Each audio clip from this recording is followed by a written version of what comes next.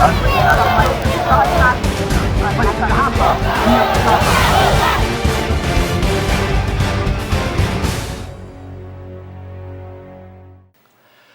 दर्शकहरू नमस्कार। कार्यक्रमको प्रारम्भमा म आफ्नो अन्तर्मनको गहराईबाट यो कार्यक्रमका सन्दर्भमा प्रतिक्रिया पठाउने असंख्य दर्शकहरूप्रति हार्दिक आभार व्यक्त गर्दछु।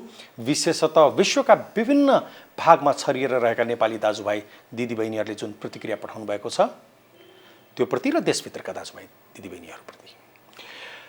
आजको कार्यक्रमको विषय हो परिवर्तन, चेन्ज।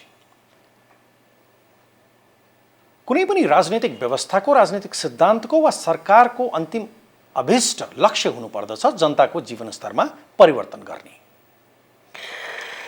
नेपालको सन्दर्भमा भन्ने हो भने पनि यहाँ 7 साल, 36 साल, 46 साल, 62, 63 साल ठुला ठुला राजनैतिक परिवर्तनहरू भए, तर ती परिवर्तनहरूको जनताको जीवनस्तरमा, उनका गाँस बास कपासका समस्याहरूमा के कस्तो प्रभाव पर्यो वा परेन, त्यो विषयमा कार्यक्रम केन्द्रित छ। यो कार्यक्रम जसले नेपाली राजनीति र नेपाली समाजको एउटा कम्पोजिट पिक्चर, समष्टिगत तस्बिर तपाईहरू समक्ष प्रस्तुत गर्दछ। किनभने राजनीति यदि समाजका साधारण व्यक्तिहरूको दुःख सुखसँग, उनको जीवन शैलीसँग असन्दर्भित छ भने त्यो अर्थहीन बकवास बाहेक केही पनि हुँदैन एउटा समय पश्चात। आजको विषयतिर लागौं, परिवर्तन। बडा जबरदस्त विषय छ, बडा जबरदस्त कार्यक्रम छ।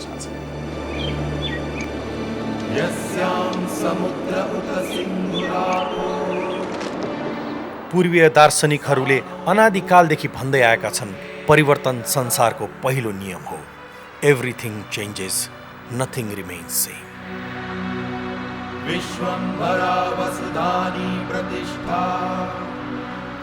हरेक थोक, हरेक पल, हरदम बदलिराख्दछ। कति समयमा कति बदलिन्छ भन्ने प्रश्न मात्र हो।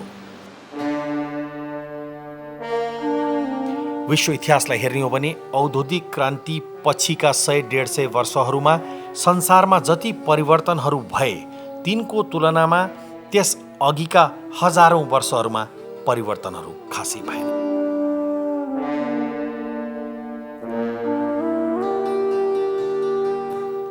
नेपालकै सन्दर्भमा भन्ने हो भने नेपाली समाज 2007 सालपछि र विशेषतः 2036 सालको जनमत सङ्ग्रह पश्चात जुन रफ्तारमा राजनैतिक, सामाजिक र आर्थिक रूपले परिवर्तित भयो त्यसको तुलनामा त्यस अघिका सैकडौं वर्षका परिवर्तनहरूलाई खासै परिवर्तन मान्न मिल्दैन।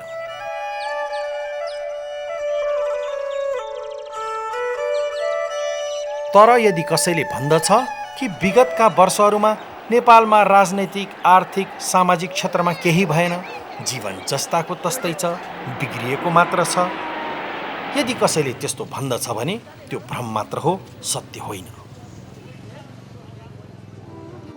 नेपालमा विगत वर्षहरूमा परिवर्तन भयो भन्नुको अर्थ यो कदापि नलागोस् कि नेपालले राम्रो रफ्तारमा प्रगति गर्यो भने। हामीले सुरुमा नै भनिसक्यौं, परिवर्तन संसारको नियम हो, तर प्रश्न कति परिवर्तन कति समयमा लगाएर भयो भन्ने हो। परिवर्तन भन्ने शब्दलाई समय भन्ने शब्दसँग हटाएर हेर्न सकिन्न।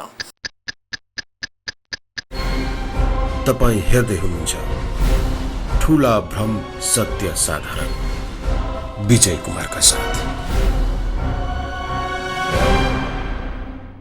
देशका विभिन्न भागहरूमा घुम्दा परिवर्तनका सन्दर्भमा मूलतः 2 किसिमका धारणाहरू पाइयो। एउटा वर्गले भन्दछ कि जीवन उस्तै छ, केही बदलाव आएको छैन, केही विकास भएको छैन। अखन कुछो नहीं छले, हमरा कुछो नहीं छले। कमाइए खाइ त की करबे, दुख छै बहुत। भेलै न दुख। दिन भरि कमाऊ, दिन भरि खाऊ। झापा इलाम सीमामा रहेको एउटा चियाबारीका यी बगान मजदुरको जिन्दगीमा न कुनै परिवर्तन आएको छ, न त कुनै परिवर्तन आउने यिनले सम्भावना नै देखेका छन्। मेरो जिन्दगी अब यस्तै हो, बगानको मजदुर छौँ होइन। अब रोजरोटी नगरिकन खान चाहिँ कहिले पनि पुग्दैन। 55 वर्षसम्म चाहिँ लेओस् मजदुर जिन्दगी नै बिताइन्छ जस्तो छ। अब मैले अहिलेसम्म कुनै पनि परिवर्तन पनि आएको देखेको छैन र जनताहरूको लागि कसैले पनि केही नगरेको देखिरहेको छ। खै अब समयमा भने अनुसार होइन, जस्तो अब गाडी आयो भन्छन्, खै यहाँ यस्तो गाडी आइरहेको छैन, तर पनि मान्छेले झन् महँगो चिज महँगो उमा सामान खाइरहेछन्। बरु पहिला होइन प्लेनमा आउँदाखेरि सस्तो पाइन्थ्यो भने अहिले हर भाउहरू महँगो छ क्या, त्यही भएर खोसाखोस नेताहरू गर्छन्, जुन सामान आउँछ त्यो आफै खाइहाल्छन्, जनताहरूले के पाउँछन्? केही पाउँदैनन्।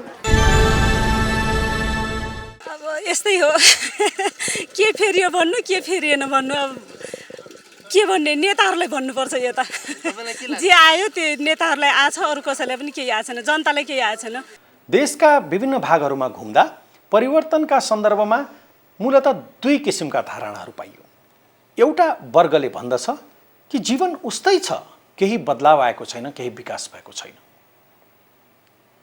र अर्को वर्गले भन्दछ परिवर्तन त भएको छ, अलिअलि भएको छ। परिवर्तन नआएको चाहिँ ठ्याक्कै भन्न त मिल्दैन। परिवर्तन चाहिँ आएकै हो, तर खास आउनुपर्ने जुन हो आएको छैन। त्यो जनताले जुन त्यो आहुति गर्नुपर्ने हो, जुन अपेक्षा गरेको त्यो अपेक्षा अनुसार आएको छैन। नेपालका अन्य भागमा झैँ मधेसमा पनि मानिसको जीवनशैली गाँसबासका समस्याको विषयमा आएको परिवर्तन चेन्जका सन्दर्भमा दुई प्रकारका धारणाहरू पाइन्छ। एउटा वर्गले भन्दछ जीवनमा खासै केही भएन, जस्तो थियो उस्तै दुःख कायमै छ। अर्को वर्गले भन्दछ सानोतिनो परिवर्तन त भएको छ, तर त्यसमा राज्यको कुनै योगदान छैन, समयले ल्याएको स्वाभाविक कुरा हो। त्यो लालापट्टीको एउटा निम्न माध्यमिक विद्यालयमा जाँदा मलाई यसको तेस्रो पक्षको पनि आभास भयो, जहाँ परिवर्तन आएको छ। गाउँमा निम्न माध्यमिक स्कुल आएको छ, तर अब त्यहाँ माध्यमिक स्कुल चाहिएको छ। अर्थात् परिवर्तनले थप परिवर्तनको माग गर्दछ। यहाँ 10 तक भाइ त गरीब दुखिया मतलब पढ़ सकते ना, नहीं बने छे तो कैसे 10 तलिक नहीं छे तो 8 तलिक पढ़ा के छोड़ दै छे, कैसे बाजार कना लाजबे, हमरा टका नहीं छे, कना पढ़ेबे विद्यार्थी के, नहीं पढ़बे छे, छोड़ दै छे।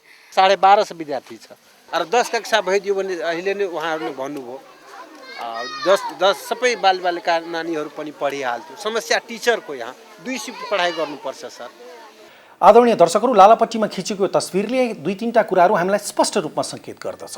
पहिलो कुरा, दलितहरूको बाहुल्यता भएको त्यस बस्तीमा शिक्षाको ज्योतिको रूपमा जब स्कुल आयो, त्यसले त्यहाँ चेतनाको स्तर बढाइदियो। मानिसहरू आफ्नो अधिकारप्रति थप सजग भए। उनीहरू अब निम्न माध्यमिक विद्यालयमा सन्तुष्ट रहने छैनन्, उनीहरूलाई माध्यमिक विद्यालय चाहिएको छ। परिवर्तन एउटा जबरजस्त कुरा छ। यस अर्थमा परिवर्तनले थप परिवर्तनको माग गर्दछ। परिवर्तनले चेतना बढाउँछ, चेतनाले थप माग गर्दछ, र थप माग भइसकेपछि मानिसको प्रयत्न त्यसलाई पुरा गर्नेतर्फ लाग्दछ। परिवर्तन चाहिँ एउटा त तपाईँको एक्सपेक्टेसनसँग रिलेटेड हुन्छ। जब तपाईँको जिन्दगीमा परिवर्तन आउँदै गइसकेपछि पनि नयाँ नयाँ इनपुट्सहरू जब आउँछन्, नयाँ नयाँ सम्भावनाहरू जब देख्नुहुन्छ नि, त्यसले गर्दाखेरि अहिले भइरहेको चिज र नयाँ सम्भावनाहरूको बिचको दूरी के छ, त्यो दूरीले गर्दाखेरि त्यो लेभल अफ फ्रस्ट्रेसन भन्नुहोस् न, परिवर्तन भइसकेपछि पनि लेभल अफ फ्रस्ट्रेसन बढाइन्छ। तपाईँले हेर्नुभयो भने यो फ्रेन्च रेभोल्युसनको टाइममा नि, फ्रेन्च रेभोल्युसनको टाइममा फ्रान्सको इकोनोमी ग्रोथ चाहिँ धेरै राम्रो थियो। The economy was growing. अहिले इन्डियामा हेर्नुहोस्, इकोनोमी 8% 9% ग्रोथ भइरहेछ, तर यत्रो भायोलेन्स, यत्रो फ्रस्ट्रेसन किन त?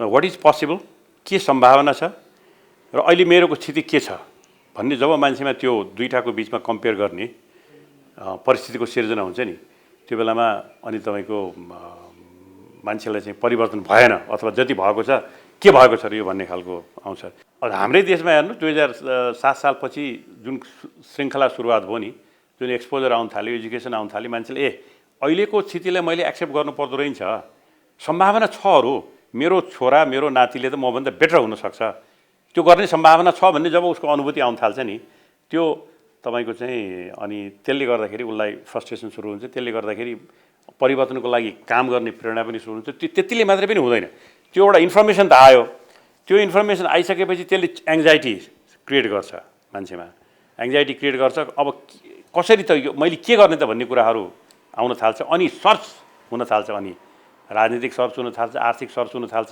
त्यही प्रक्रियामा अनि परिवर्तनको श्रृङ्खला पनि सुरु भएर जान्छ। परिवर्तनका सन्दर्भमा डाक्टर प्रकाश चन्द्र लोहनीको यो रोचक विवेचनापछि अब एकैछिन लागौँ उहाँकै गृह जिल्ला नुवाकोटको एउटा विकट मगर बस्ती सियाले गाउँतिर। त्यहाँ एउटा रोचक चरित्र छन्, रणबहादुर आले मगर। 90 वर्ष पुगिसकेका छन्, कुनै जमानामा फौजी थिए। नमस्ते। नमस्ते। कस्तो हुनुहुन्छ? मलाई चाहिँ आरामै छ हजुर। राम्रै छ हजुर। ए खुसी लाग्यो तपाईँलाई देखेर। कति वर्ष हुनुभयो? अहिले 90 वर्ष भयो हजुर। 90 वर्ष हजुर। धेरै दुनियाँ देख्नुभयो है तपाईँ? देखेँ हजुर। के देख्नुभयो? मैले के भने राणा शासनदेखि अहिले चाहिँ यत्रो दैनिक काल आयो है, धेरै दैनिक दुख भइरहेछ। धेरै दुनियाँ देख्नुभयो है तपाईँ? देखेँ हजुर। दुनियाँ तपाईँले धेरै देख्नुभयो। पहिला र अहिले कति फरक भयो? पहिला र अहिले धेरै फरक भयो, किनभने यो नेपाल कस्तो अन्धकारको जङ्गारमा बसेको थियौँ, जस्तो रात त्यस्तै थियो पहिला। किन थियो भने भारतको विदेश कहीँ जानु नपाउने, राजै पनि जानु नपाउने, त्यस्तो कानुन थियो। बाटोघाटो केही छैन, यतायत जाने केही पनि छैन। देशबाट जाँदाखेरि गाडीहरू ल्यायो भने ढिङ्गेदीमा ल्याएर फुक हालेर, यहाँ ठाङ्गुरमा ल्याएर बोएर लिएर आएर ठाङ्गुरमा ल्याएर जोडेर अनि काठमाडौँमा ल्याउँथ्यो। त्यस्तो जाने दुःख थियो है। हेर्नु चाहिँ यो त अहिले के भने त्यो बेला र अहिलेको बेला धेरै फरक पऱ्यो है। अहिले जाने कि यसो रात थियो, दिन रात थियो, अहिले जाने दिन जस्तो भयो। दिन दिमाना जताततै काठमाडौँमा मात्रै अलिकति बिजुली बल्थ्यो, अहिले डाँडा पाडाको दम्मै बिजुली बल्ने भयो। बाटो यतायत जहाँ पनि पुग्नु सक्ने भयो। धेरै भएको छ, धेरै फरक पर्यो हजुर। जनताले जाने कि मौका पायो, पढ्नु पायो, यस्तो पढ्नु कहाँ पाउँथ्यो। धेरै भएको छ, अब स्कुल पनि थाहै छैन है। खराब चाहिँ के भयो हजुर? खराब अहिले यो त राम्रो कुराहरू भए, अनि यो बिचमा चाहिँ पहिला र अहिलेको पहिलामा खराब चाहिँ के भयो आजभोलि? पहिलाको खराब। पहिला खराब किनभने ठाउँमा बोल्नु नपाइने, पढ्नु नपाइने, कतै विदेश जानु नपाइने। यो अन्धकारको जङ्गलमा जस्तो ठाउँ छ त्यो ठाउँमा बस्नुपर्ने। देश विदेश जान अन्यत्र गरेर यो पत्र बनाएर अन्यत्र गरेर जानु पाइन्थ्यो, जानु पाइन्न थियो। त्यस्तो थियो। अहिले चाहिँ पासपोर्ट भएपछि जहाँ पनि जानु पाइयो। अब आफ्नो जिल्लामा जाने पासपोर्ट बनायो, जहाँ गयो भने धेरै भएर। दर्शकहरू, परिवर्तनको सन्दर्भमा समय बडा सापेक्ष चिज रहन्छ र अर्को महत्त्वपूर्ण तत्त्व हो उमेर। कति उमेरको मानिसलाई तपाईँले यो प्रश्न सोध्नु भएको छ? युवा पुस्ताका मानिसहरूलाई सोध्नुभयो भने उत्तर अर्कै आउन सक्दछ।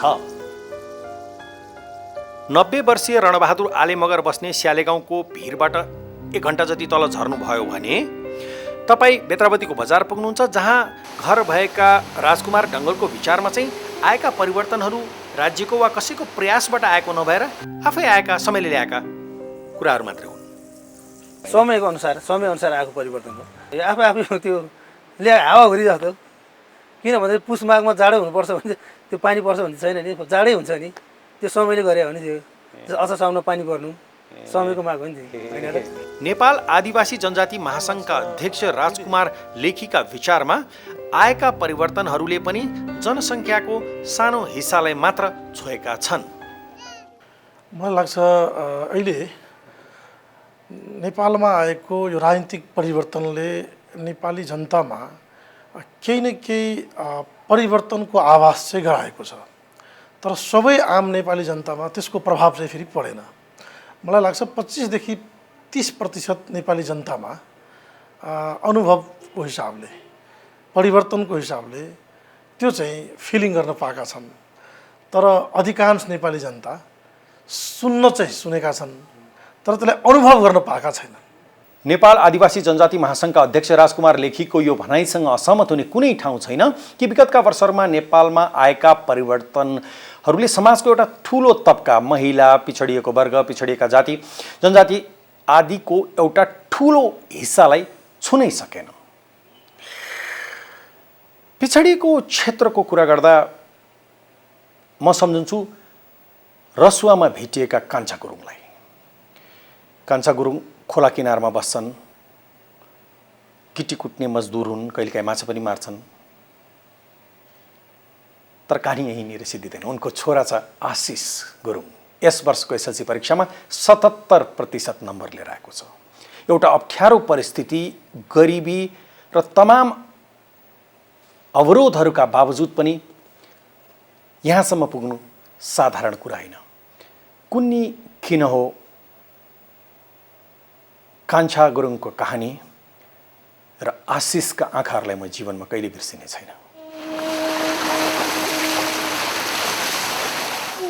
कान्छा गुरुङ सुकुम्बासी जीवन बिताएर बसेका छन्। सानो एउटा कोठा छ, रात दिन नदीको आवाज आइरहेको छ, पानीको कलकल।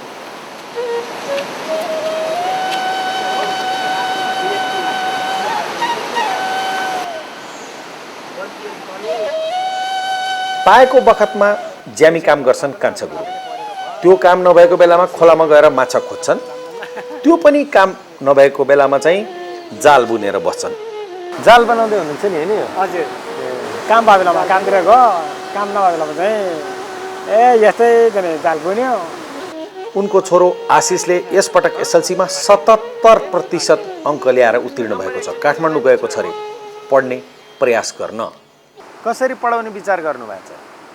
खै के भन्नु, आज त राम्रै थियो नि, चाहिँ राम्रो आफ्नो हुतीले चाहिँ पढाइदिनु सके, खर्च ठेलाएर चाहिँ पुरा गरिदिनु सके त हुन्थ्यो।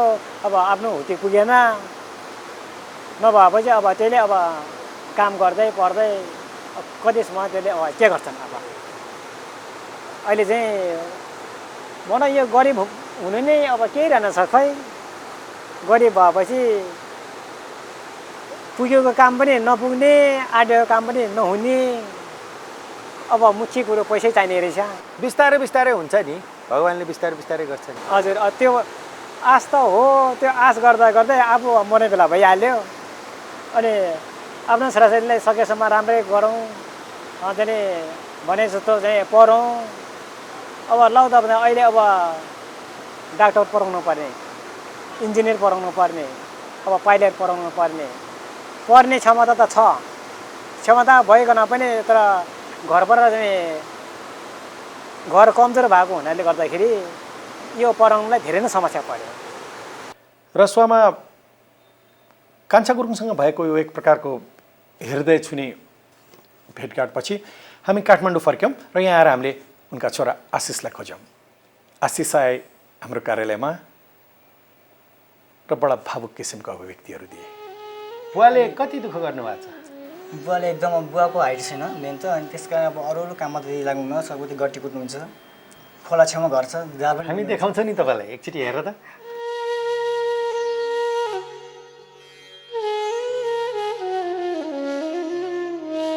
नदी छेउमा नै गोर्खाबाट आएर बसाइ सरेका कान्छा गुरुङ सुकुम्बासी जीवन बिताएर बसेका छन्। सानो एउटा कोठा छ, रात दिन नदीको आवाज आइरहेको छ, पानीको कलकल।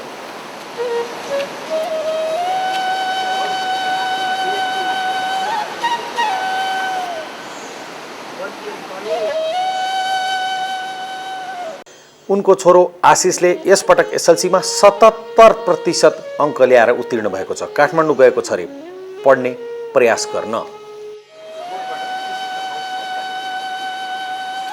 यो परिवारसम्म मलाई पुर्याएका हुन् स्थानीय माध्यमिक विद्यालयका प्रधान अध्यापकले, विशेषतः आशिषको विषयमा बताएर। यस्तो अप्ठ्यारो परिस्थितिमा हुर्किएको एउटा बालक शिक्षाको निम्ति तपाईहरूको सहर काठमाडौँमा सङ्घर्ष गर्दैछ भनेर।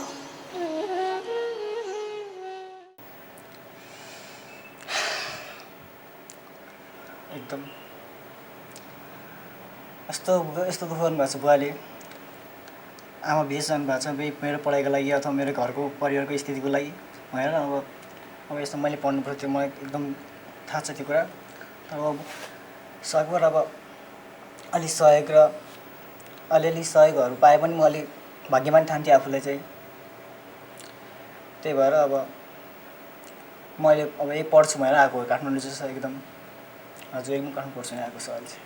आमा विदेशमा हुनुहुन्छ होइन? हजुर सर, आमा विदेश हुनुहुन्छ। अब नजानु भन्दा पनि अब जुन हामी यति सानै उमेर पनि छोडेर सानै उमेर जानुभएको थियो आमाले चाहिँ। अब त्यतिखेर थाहै भएन अब के हुन्छ कस्तो हुन्छ। अब आमाको माया पाउँदा पाउँदा अचानक आमाले छोडेर जाँदाखेरि कति हुन्छ, आमा एउटा बच्चालाई कति पीडा हुन्छ भनेको त्यो कसैले पनि बुझ्दैन होला सायद त्यसरी। तर पनि त्यो फिलिङ मैले पनि अनुभव गरेँ कि आमाले कस्तो, आमाको माया कस्तो हुन्छ भन्ने कुरा मैले त्यो पनि अनुभव गरेँ। लगभग अहिले जानुभएको 5-6 वर्ष हुनुभयो। 5 वर्ष भनौँ, लगभग 5 वर्ष हुनुभयो। अब यो 10मा हुनुहुन्छ है, यसको लागि चाहिँ खुसी छु। अब त्यही पनि अब आमाको मायाबाट नि टाढा भएर मैले एकदम सङ्घर्ष गरेर पढेँ पनि।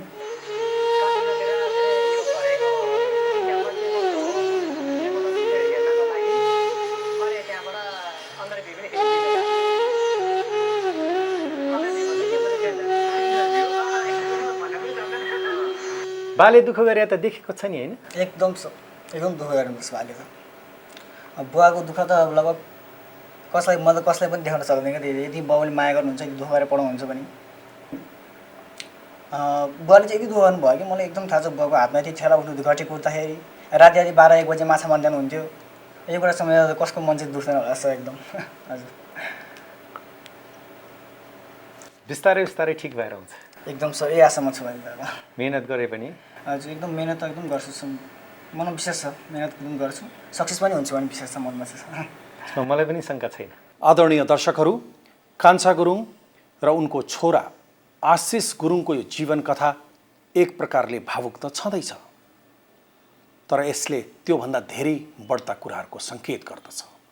नेपालमा भइराखेका परिवर्तनहरूको सङ्केत। यो कथा एकातिर कान्छा गुरुङको दुःखमय जीवनको कहानी हो भने अर्कोतिर उनको छोरा आशिष गुरुङको त्यो दुःखको जालोबाट निस्किने अदम्य साहसको कहानी पनि हो। यो अघिल्लो पुस्ताले गरिराखेको कामबाट फुत्केर नयाँ काम र नयाँ अवसर खोज्ने प्रयत्नमा लागेको नेपाली नयाँ पुस्ताको अदम्य उत्साह र जागरको कहानी पनि हो। नेपालमा परिवर्तन हुँदै नभएका चाहिँ होइन, नेपालमा केही भएको छैन भन्ने चिज चाहिँ भ्रम हो, सत्य होइन। तर परिवर्तनको रफ्तार योभन्दा धेरै बढी हुन सक्दथ्यो यदि राजनीतिक नेतृत्व आफ्नो जनताप्रति अलिकति मात्रामा भए पनि संवेदनशील भइदिएदेखि। आदरणीय दर्शकहरू, पछिल्ला वर्षहरूमा विशेषतः द्वन्द्वकालदेखि यता आएर नेपालभित्र सबैभन्दा बढ्ता भ्रमण गरेका, सम्भवतः सबैभन्दा बढ्ता भ्रमण गरेका पत्रकार किशोर नेपालको टिप्पणी परिवर्तनहरूको सन्दर्भमा यस्तो छ। नेपाली समाजमा विगत 30 वर्षको दौरानमा जुन परिवर्तन आएको छ त्यो परिवर्तन सबैको आँखा अगाडि प्रत्यक्ष छ। र अर्को कुरो, हाम्रो चिन्तन शैलीमा पनि थुप्रै परिवर्तन आइसकेका छन् र समाजले चाहिँ तपाईँको आफूमाथि भएका अन्यायहरूप्रति रियाक्ट गर्न थालेको छ, प्रतिक्रिया व्यक्त गर्न थालेको छ। बडो सशक्त प्रतिक्रिया, कहिले हिंसात्मक रूपमा, कहिले अहिंसात्मक रूपमा, कहिले बोलेर, कहिले लेखेर, कहिले लडेर। त्यसै कारणले परिवर्तन आएकै छैन, केही भएकै छैन भन्ने यस्ता तर्कहरूसँग मलाई लाग्छ त्यतापट्टि हामीले चाहिँ ध्यान दिइराख्नुपर्ने अहिले जरुरत नै छैन। पछिल्लो समयलाई हेर्ने हो भने विजय, परिवर्तनको मामिलामा नेपाली समाजले काठमाडौँलाई धेरै पछि छोडिदिएको छ। काठमाडौँ धेरै पछाडि परिसकेको छ। यो त टिकेको मुख्य कारण के हो भने राजनीतिको केन्द्र भएर टिकेको मात्रै हो र पेरिफेरीमा भएका परिवर्तनहरूले, पेरिफेरीमा आएको चाहिँ जागरणले काठमाडौँको राजनीतिलाई प्रभावित गर्न थालेको छ। आजको राजनीतिको तपाईँले स्ट्रक्चर हेर्नुभयो भने, यसको कम्पोनेन्ट हेर्नुभयो भने त्यो कुरा स्पष्ट हुन्छ। हामीले विभिन्न सदस्य सङ्ख्याका विभिन्न प्रतिनिधि संस्थाहरूलाई हेऱ्यौँ, राष्ट्रिय पञ्चायतलाई पनि हेऱ्यौँ, प्रतिनिधि सभा, राष्ट्रिय सभाहरूलाई पनि हेऱ्यौँ। तपाईँले आजको संविधान सभाको कम्पोजिसनलाई हेर्नुहोस्, 601 जना मानिसको अनुहारलाई सम्झिनुहोस्। तपाईँलाई लाग्दैन यो चाहिँ नि पेरिफेरीले चाहिँ नि थिचेको छ नेपालको राजनीतिलाई, नेपालको राजनीतिको केन्द्रीयतालाई थिचेको छ। र अहिले चाहिँ तपाईँको पछिल्लो समयमा के भइरहेको छ भने त्यो केन्द्रीय राजनीति त्यो चाहिँ तपाईँको पेरिफेरीको दबावबाट मुक्त हुनु खोज्दैछ। आज जति पनि चाहिँ तपाईँको पोलिटिकल कन्ट्राडिक्सन्सहरू डेभलप भइरहेछन् त्यो चाहिँ नि राजनीतिक दलका नेताहरूले इस्युजहरूलाई उठेका इस्युजहरूलाई पोलिटिकल इस्युज सोसल इकोनोमिक इस्युजहरूलाई प्रपरली एड्रेस गर्न नसकेर उठ्या। आदरणीय दर्शकहरू, नेपाली समाज र नेपाली राजनीतिको जीवन्त र समष्टिगत तस्बिर दिने कार्यक्रम ठुला भ्रम सत्य साधारणमा यो प्रक्रिया जारी रहनेछ। आगामी दिनहरूमा यसमा देशका बडे बडे नेताहरूलाई पनि आमन्त्रित गरिनेछ। अहिले समस्या के छ भने समाज र राजनीति बीच आपसी सम्बन्धका तारहरू टुटेका छन्। हामी यो प्रयत्न गर्दैछौँ कि समाजको तस्बिर पनि देखाउँ र राजनीतिको तस्बिर पनि देखाउँ। जबसम्म यी तारहरूलाई मोटामोटी हिसाबले सकेसम्म राम्रैसँग, सकिन्न भने मोटामोटी हिसाबले जोड्न सकिन्न, त्यो बेलासम्म राजनैतिक भाषणको कुनै अर्थ रहँदैन। आजको निम्ति कार्यक्रमको निर्धारित समय समाप्त भएको छ। हाम्रो अर्को कार्यक्रम हेर्न नबिर्सिनुहोला, त्यो एउटा जबरजस्त कार्यक्रम हुनेछ।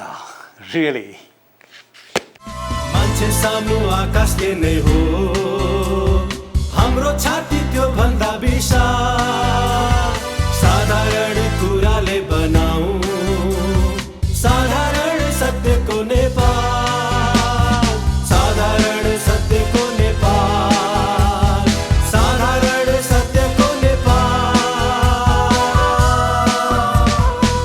देख्न सक्दैनौ हामी आज, देख्न सक्दैनौ हामी आज नजिकैको सत्य साधारण, सत्य साधारण।